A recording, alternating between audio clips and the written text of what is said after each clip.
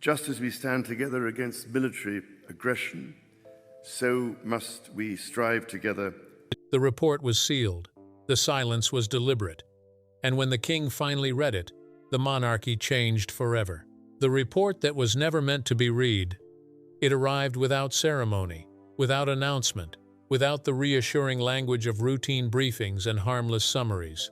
No crested folder, no gilded seal. Just a plain document, hand-delivered, marked confidential in a way that felt almost accusatory. By the time King Charles was informed it had reached his private study, the palace already felt different. This was not the sort of report meant for sovereign eyes. It was not commissioned by the crown, nor shaped by palace courtiers, nor softened by the usual filters that protected the monarch from raw institutional truth. It had originated elsewhere, from a convergence of auditors, medical reviewers, constitutional advisors, and external watchdogs who had spent months piecing together fragments that were never meant to form a whole. The report did not accuse outright. It did something far more dangerous. It connected dots. It linked decisions separated by decades. It drew lines between private accommodations and public narratives. It suggested that certain truths about health, authority, financial dependence, and succession planning had been deliberately blurred, not once, but repeatedly, in the name of stability. By early March of this year, senior staff already knew what was inside. They had read it in fragments. They had argued over whether the king should ever see it in full. They had delayed. They had softened language. They had prepared summaries that left out the sharpest edges. But someone, no one has ever admitted who, decided that shielding the monarch was no longer an option. When King Charles opened the document, he did not call anyone into the room.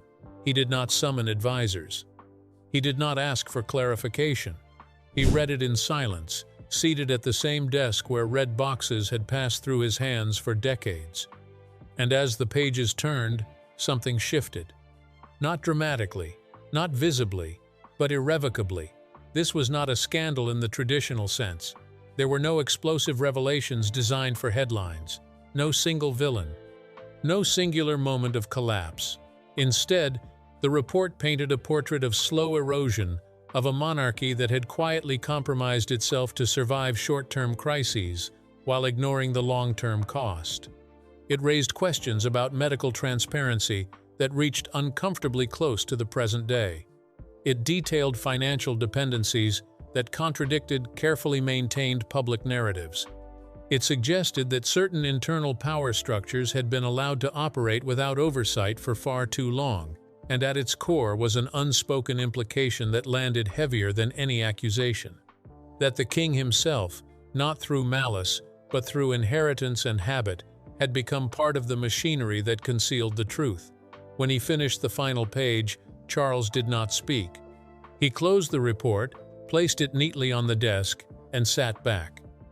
Outside the study, the palace waited. The silence inside the palace.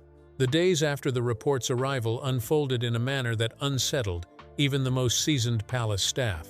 There was no announcement, no visible disruption, yet everything felt subtly misaligned, as if the rhythm of the institution had been altered by an unseen hand. Doors that were usually open remained closed. Corridors that carried the low murmur of daily business fell quiet. Meetings appeared on calendars only to vanish hours later without explanation. The palace was not in chaos, it was in suspension. Those who worked closest to the sovereign sensed it immediately. The king's routine, long regarded as immovable, began to shift. Briefings were shortened or declined entirely. Documents were returned unread. Decisions that would normally be resolved within hours lingered without instruction. It was not avoidance, it was absorption. Inside administrative offices, anxiety took on a particular texture. This was not the frantic energy that accompanied public scandal or hostile headlines. It was heavier, slower. Staff spoke in half-sentences, lowering their voices even in rooms designed for privacy. Everyone knew something significant had happened, but no one knew how far its consequences might reach. The report had not been circulated, but its presence was felt everywhere. Senior aides who had already seen portions of it began to understand that this document was different from any internal review they had encountered before. It did not criticize surface behavior. It did not focus on optics or messaging failures. It interrogated structure, how power moved, how information stalled, how decisions were deferred until delay itself became policy. One advisor described it later as a mirror the palace had avoided standing in front of for decades. By the second day, an unspoken lockdown was in effect. External communications were tightly restricted. Conversations with government counterparts were postponed under vague pretenses. Even trusted journalists, accustomed to receiving subtle signals during periods of uncertainty, heard nothing. Silence, normally a tactic, had become an atmosphere. In private rooms, tucked away from ceremonial routes, whispered meetings began. These were not formal councils with agendas and minutes. They were gatherings shaped by instinct, who felt compelled to speak, who felt entitled to listen. The central question was no longer whether the report could be dismissed. It was whether it could be contained. What made containment impossible was the growing realization that the report intersected with too many live fault lines: health governance, financial transparency, succession planning, public trust. Each issue alone could be managed.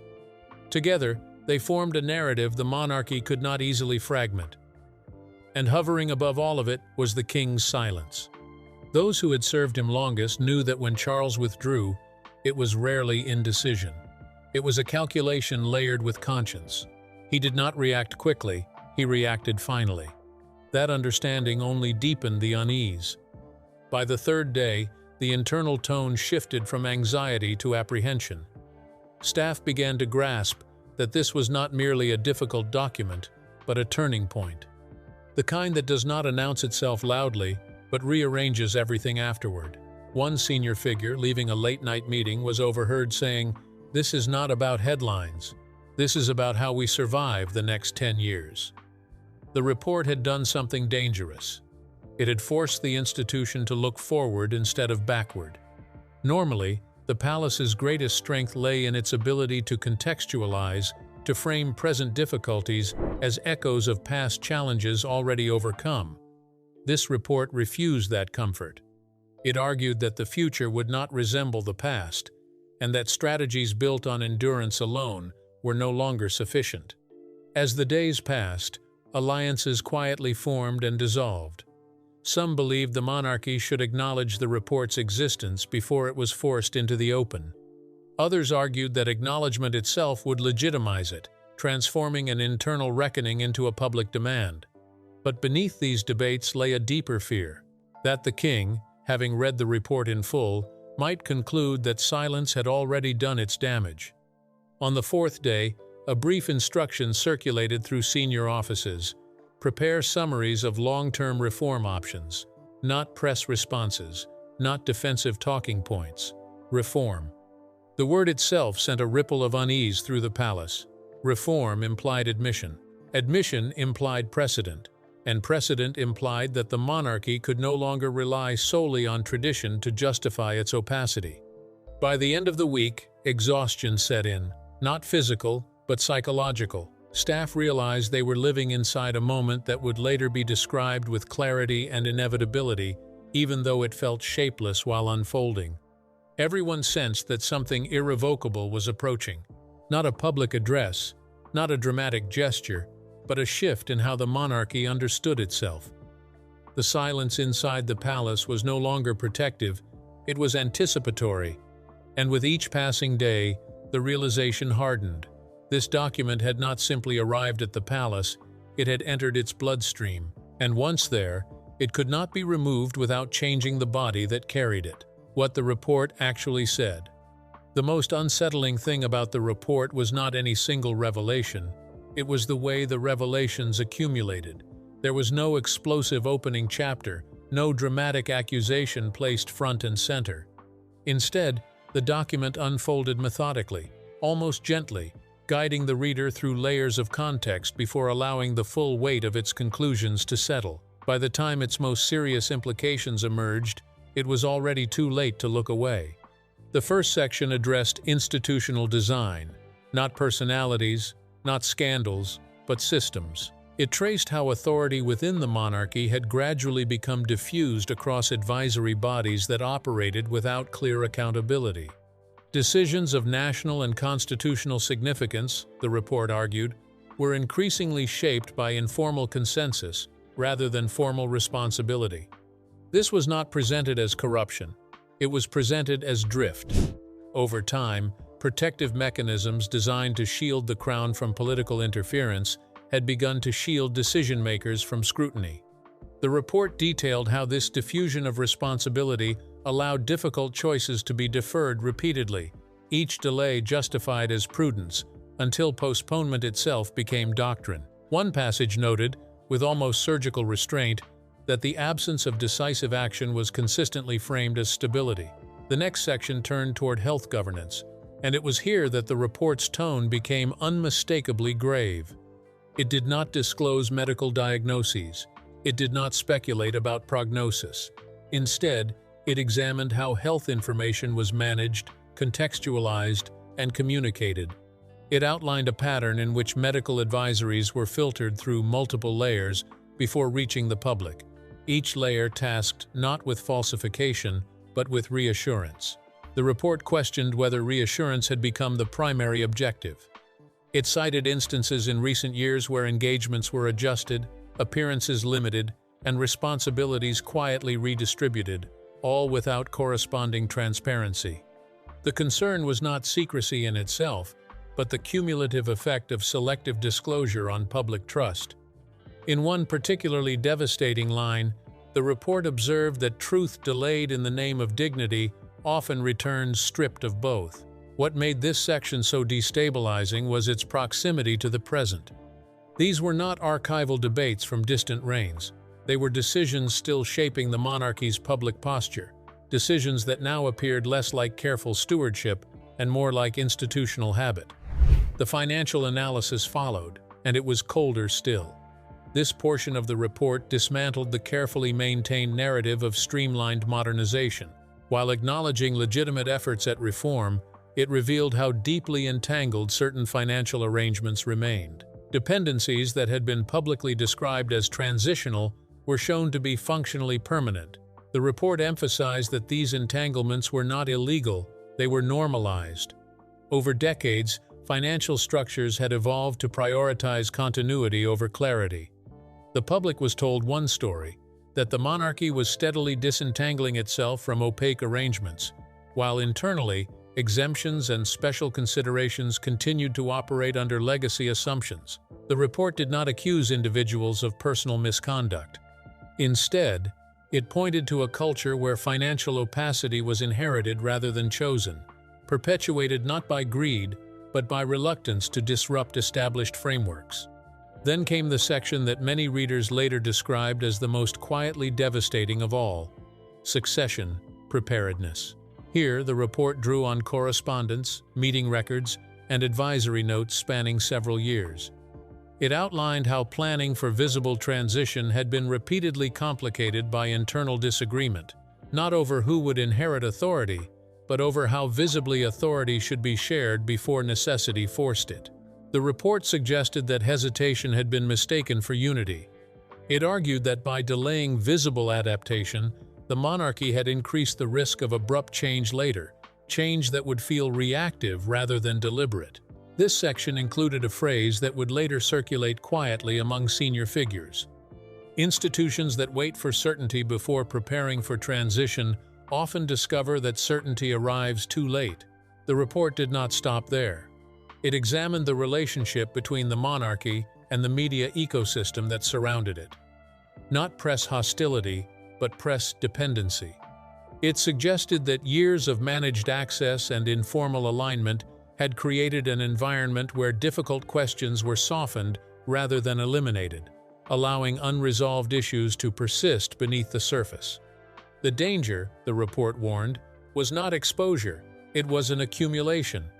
Each unresolved issue layered atop the last, until the structure supporting public confidence grew brittle. Throughout the document, one theme repeated relentlessly: protection had slowly replaced accountability as the monarchy's organizing principle. Protection of individuals, protection of continuity, protection of image. The report acknowledged that this instinct was understandable, even admirable, in an institution defined by endurance. But it warned that protection, when left unexamined, becomes insulation, and insulation eventually becomes isolation. The final pages were almost philosophical. They did not recommend specific punishments or resignations. They did not demand radical dismantling. Instead, they offered a stark assessment of risk, that the monarchy was approaching a threshold, that further delay in confronting these structural issues would transform manageable reform into forced reckoning, and that the greatest threat to the institution was not scandal, protest, or public hostility, but the erosion of credibility caused by prolonged silence. For King Charles, this was the moment the report ceased to be an abstract critique. It became personal. Because threaded through every section was an implicit question the report never asked directly, but which echoed all the same. Now that you know, what will you do? When the king reached the final paragraph, there was no dramatic conclusion, no warning in bold, just a single sentence, measured and restrained, that lingered long after the page was turned. Institutions endure, not by avoiding truth, but by surviving its acknowledgement. It was then that the true weight of the report settled, not as an indictment of the past, but as a demand placed squarely on the present. And in that moment, King Charles understood something with unmistakable clarity. This document did not shatter the monarchy because of what it revealed. It shattered it because of what it required next, the king's private reckoning. In the days that followed, King Charles remained largely unseen, but never inactive. This was not withdrawal born of fear or confusion. It was the kind of stillness that comes when a man understands that motion, once resumed, will carry consequences that cannot be reversed. For most of his life, Charles had existed in a state of anticipation. He had waited for authority while exercising influence. He had studied the machinery of monarchy without ever fully controlling it. He had absorbed the lessons of restraint, patience, and deference until they became second nature. Now, at last, the crown was his, and with it, the burden of everything that had been deferred in order to preserve it. The report did not accuse him of betrayal, but it forced him to confront one nonetheless. Not betrayal of people, but of principle. The monarchy he had inherited was not the one he had imagined inheriting. It was more fragile, more encumbered, more dependent on habits of silence than he had been willing to admit, even to himself. The report made clear that many of the decisions he had once believed were temporary accommodations had, through repetition, become permanent compromises. And worst of all, they had been justified in the name of continuity, the very value the monarchy claimed to embody. Alone in his private rooms, Charles revisited moments he had long considered resolved, decisions he had accepted as inevitable, advice he had followed because it came wrapped in tradition rather than argument. The report stripped those moments of their comfort. It reframed them not as necessities, but as choices made easier by delay. There was no anger in this reckoning, only grief. Grief for the clarity he might have insisted upon earlier. Grief for the way illness, spoken and unspoken, had shaped recent months with a quiet authority of its own. Grief for the realization that even kings are often stewards of momentum they did not create. The section on health governance lingered in his thoughts longer than any other, not because it revealed secrets he did not already understand, but because it articulated the cost of managing truth rather than sharing it. He had lived long enough with public scrutiny to believe that discretion was always the kinder option. The report suggested otherwise. It argued that discretion, when prolonged, erodes trust more thoroughly than honesty ever could. That the public senses withholding even when it cannot name it. That silence creates its own narrative, and rarely a sympathetic one. For a man who had spent decades preparing speeches about transparency, duty, and moral responsibility, this realization was deeply unsettling. Charles did not see himself as a victim of circumstance. He saw himself as an inheritor of habits habits passed down not through instruction, but through example. He had learned when not to speak by watching others survive by doing so. He had learned when to wait by observing how delay preserved peace in the short term. But the report forced him to confront the truth that peace purchased with postponement is rarely permanent. As hours turned into days, the king asked for histories, not summaries. He wanted to know how previous monarchs had faced moments when silence became untenable. He studied abdications not as scandals, but as structural failures. He examined how truth, once suppressed, returned with greater force. What emerged was a pattern he could no longer ignore. The monarchy did not fall when it spoke. It fell when it waited too long to do so. This understanding reshaped his thinking. The question was no longer whether the institution could withstand acknowledgement. It was whether it could survive avoidance. And then there was legacy. Charles had always been acutely aware that his reign would be measured differently. Shorter, perhaps. Transitional. Defined less by novelty than by correction. The report crystallized this reality with painful clarity. He would not be remembered for expansion or transformation, but for whether he stabilized an institution at the moment it might have quietly unraveled. Legacy, he realized, was not what one leaves behind. It was what one chooses not to carry forward. On the fifth evening after the report's arrival, Charles finally summoned a small group of senior figures. There was no agenda circulated, no preparatory briefing. Those invited understood instinctively that this was not a meeting designed to generate consensus. It was a meeting designed to mark a line. When the king entered the room, he did not reference the report immediately. He spoke instead about duty, not in abstract terms, but as a lived experience.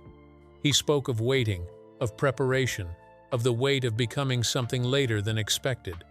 Then, without raising his voice or softening his language, he acknowledged the report. He did not dispute its findings. He did not minimize its implications. He said only that it had forced him to see the institution as it was, not as it wished to be perceived.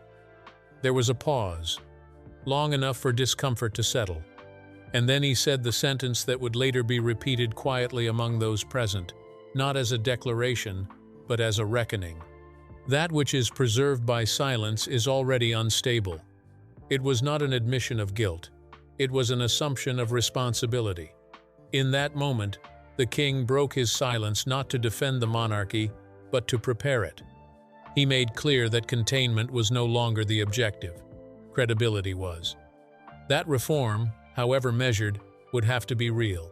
That truth, however uncomfortable, would have to be acknowledged before it demanded to be exposed. The room did not erupt in agreement or dissent. It absorbed the shift, because everyone present understood what had just happened. The monarchy had crossed from avoidance into acknowledgement. And King Charles, having carried the weight of inheritance longer than any of his predecessors, had finally chosen not to pass it forward unchanged. The reckoning was private, but its consequences would not be. Fractures among the heirs. The king's private acknowledgement did not remain contained for long. It moved outward through the palace the way pressure moves through stone, silently at first, then along existing cracks, widening them. William sensed the shift almost immediately. He did not need to read the full report to understand its gravity. He had lived long enough inside the institution to recognize when its internal language changed. Words like containment and posture began to disappear from briefings, replaced by terms that carried weight and finality, alignment, credibility, transition. For William, this was not abstract. It was directional. He had spent years preparing for a future that was always described as inevitable, yet perpetually deferred. The report, and his father's response to it, forced that future closer, stripping it of the comfortable illusion of distance. What unsettled him most was not the report's critique of the past, but its implications for the reign to come. He understood instinctively that silence would not be an inheritance he could afford. Where Charles had been shaped by patience, William had been shaped by exposure. He had watched how quickly narratives formed in the absence of clarity. He had seen how mistrust calcified when institutions appeared evasive. For him, transparency was not idealism, it was survival. That conviction, however, was not universally shared. Camilla's reaction was markedly different. Protective by instinct and seasoned by years of hostility, she viewed the report less as a roadmap and more as a threat vector, not because its contents were false, but because she understood how selectively truth could be weaponized once released into the public sphere. She feared not reform itself, but velocity. Too much, too quickly, could unravel what stability remained. She worried that acknowledgement would invite scrutiny, not limited to the report's scope, that old grievances, long buried, would resurface under the guise of accountability. In her view, the monarchy's greatest vulnerability was not secrecy, but the belief that candor would be met with restraint. It was a philosophical divide, not a personal one. Catherine watched these tensions with a different lens altogether. Her concern lay not with process, but perception. She understood the emotional economy of monarchy, the unspoken agreement between institution and public. Trust, once shaken, was not easily restored through statements or strategies. She worried about fatigue. The public, she sensed, was not hostile, but tired. Tired of recalibrations that promised renewal without delivering clarity. Tired of assurances that sounded increasingly procedural. For Catherine, the question was not how much truth to reveal, but how to do so without deepening cynicism. Behind these visible figures, senior advisors found themselves divided in ways they had not anticipated. The report had not merely exposed institutional weaknesses, it had exposed philosophical ones. One faction believed the moment demanded decisive openness, that acknowledging systemic failure could reset expectations and reclaim moral authority. Another argued that the monarchy's strength lay precisely in its ability to absorb criticism without capitulation, to evolve quietly rather than publicly. These were not debates about messaging. They were debates about identity. As discussions unfolded behind closed doors, alliances shifted subtly. Figures who had once aligned instinctively found themselves at odds. Others, long cautious, began to speak with unexpected urgency. The shared understanding that had held the institution together through previous storms felt suddenly provisional. What united them was fear, not of exposure, but of miscalculation. Because everyone understood that the next steps would define not just the remainder of Charles's reign, but the conditions under which William would inherit authority. The report had collapsed timelines. Decisions that might once have been postponed now demanded resolution. And resolution, once visible, would set precedent. William pressed for clarity. He wanted frameworks, timelines, principles that could be articulated without apology. He believed that ambiguity was no longer neutral, it was corrosive. To him, reform delayed was reform denied. Camilla urged caution. She warned that moral certainty, when paired with institutional vulnerability, could be dangerous. That there was a difference between acknowledgement and exposure, and that the latter could not always be controlled. Catherine sought coherence. She asked how any course of action would feel to those watching from outside palace walls, not analysts or critics, but ordinary citizens whose relationship with the monarchy was emotional rather than constitutional. These perspectives did not cancel one another out. They collided, and in that collision, the future shape of the monarchy began to emerge, not as a unified vision, but as a negotiation. Senior advisors found themselves mediating not just between people, but between eras, between a monarchy that had survived by managing information and one that would need to survive by sharing it, between reverence for tradition and recognition of exhaustion. The report had done something few documents ever managed to do. It had forced the heirs to confront the fact that continuity without adaptation was no longer continuity at all. Late one evening, after a particularly strained discussion, a senior figure remarked quietly that the monarchy was no longer debating what it believed. It was debating who it needed to become. That realization settled heavily over the palace. Because once the question is framed that way, there are no neutral answers. Every choice signals intent. Every delay communicates priority. And every silence now would be interpreted not as dignity, but as decision. The fractures among the heirs were not signs of collapse. They were signs of transition, but transitions, as history had shown again and again, were rarely gentle.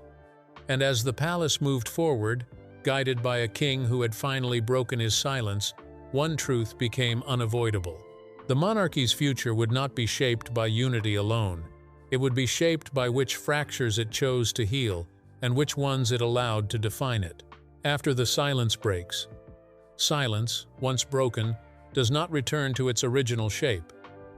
In the weeks that followed the king's private reckoning, the palace did not erupt into confession or collapse.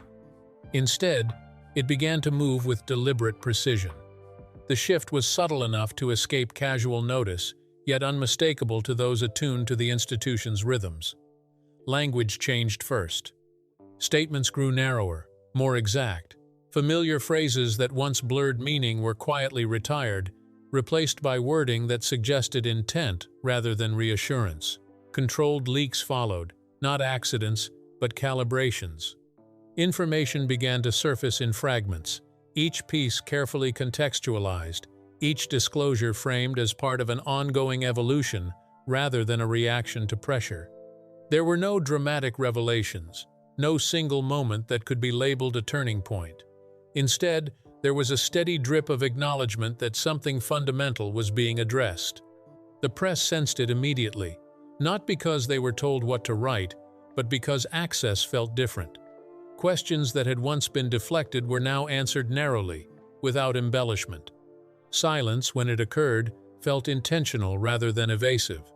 The monarchy was no longer pretending that ambiguity was its natural state. Public messaging followed a similar pattern. It did not seek forgiveness. It did not offer explanations for the past. It spoke instead of responsibility, of stewardship, of adaptation, of the necessity of trust in an era where endurance alone no longer commanded loyalty. For many observers, this restraint was unsettling. They had expected either denial or dramatic concession. What they received was something harder to categorize: acceptance without spectacle. Behind palace walls, the consequences became clearer. Certain practices were quietly discontinued. Advisory structures were reorganized, not publicly dismantled, but subtly reweighted. Decision-making authority was clarified in ways that could not easily be reversed. What had once operated through habit now required justification. These changes were not framed as reform in the traditional sense. They were framed as alignment, an effort to bring internal reality closer to external narrative. Yet even as the monarchy adjusted, there was an unspoken understanding that something had been lost. The report had not merely exposed institutional weakness. It had punctured an illusion, the idea that continuity could be preserved indefinitely through discretion alone. Once that illusion was gone, it could not be restored through effort or messaging. Among senior figures, there was a quiet acknowledgement that the monarchy would endure, but differently, less insulated, less mysterious, more accountable. These qualities were praised publicly, yet privately, they were understood as constraints as much as virtues. Trust, once cracked, does not shatter cleanly. It splinters. Some segments of the public responded with cautious approval, interpreting the shifts as overdue maturity. Others remained skeptical, viewing the changes as cosmetic, too measured to feel sincere. The monarchy, long accustomed to being interpreted generously by default, now found itself assessed critically even in moments of restraint. There was no return to innocence. For William, this reality sharpened his focus. He understood that the monarchy he would one day inherit would not be forgiven its past simply because it acknowledged it. The future would demand consistency, not just in values, but in visibility. The margin for error had narrowed. For Catherine, the emotional dimension remained paramount. She watched public sentiment closely, aware that trust was rebuilt not through statements, but through repetition, through time, through behavior that matched language. Camilla, too, recognized the permanence of the shift. The guardedness she had long relied upon no longer offered the same protection. The institution had crossed a threshold where discretion would be interpreted as avoidance, no matter the intention. And at the center of it all was King Charles. He did not address the report directly, He did not frame his response as a correction or apology. Instead, he allowed the changes to speak for him. This restraint was deliberate. He understood that any overt declaration would invite scrutiny he could not fully control. But those closest to him knew the truth. The silence he had broken behind closed doors could not be unbroken. In private moments, the king acknowledged what few would ever say aloud, that the monarchy had survived many crises, but it had not emerged unchanged from this one. The damage was not catastrophic, but it was permanent. Illusions, once dismantled, do not reassemble. What remained was an institution forced into maturity, stripped of some of its mystique, but perhaps more honest about its limits. Whether that honesty would strengthen or weaken it in the long term was an open question. Historians would later debate this period endlessly. Some would argue that the monarchy had acted too slowly, that acknowledgement came only when avoidance was no longer viable. Others would contend that restraint saved it from collapse, that measured reform preserved what abrupt confession might have destroyed. Both interpretations would contain truth, because the reality was more complicated. The silence had broken not with a speech, but with a shift in posture. And once that posture changed, there was no returning to the comfort of obscurity. The monarchy would continue. It would adapt. It would perform its duties with the same ceremony and gravity that had defined it for centuries. But beneath the pageantry, something fundamental had altered. The unquestioned benefit of the doubt was gone. In its place stood a quieter, heavier expectation that power would explain itself, that continuity would justify itself, and that silence would no longer be mistaken for strength. The report that shattered the illusion of permanence did not end the monarchy, but it ended the version of it that believed endurance alone was enough. And in that ending lay the beginning of a far more fragile chapter, one written not in secrecy, but in the long shadow of truth finally acknowledged. The silence has broken, but the story is far from over. What happens next will define not just a reign, but a legacy centuries in the making. If you believe moments like this reveal the monarchy's true character, stay with us. Subscribe, share your thoughts below, and join the conversation as history continues to unfold, quietly, relentlessly, and in full view.